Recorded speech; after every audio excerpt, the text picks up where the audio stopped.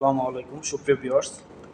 তো সোনালী ব্যাংকের যারা ই ওয়ালেট ব্যবহার করেন তারা অনেকে ডেবিট কার্ড অথবা ভিসা কার্ডের কীভাবে পিনটা পরিবর্তন করতে হয়, অনেকে চলে যাই আমরা ব্যাংকে।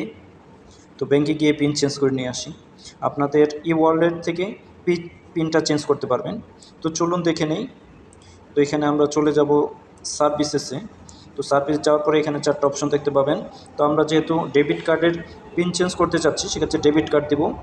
ডেবিট কার্ড দেওয়ার পরে এখানে নিচে একটু স্ক্রল করে আসলেই আমরা গ্রিন পিন দেখতে পাচ্ছি।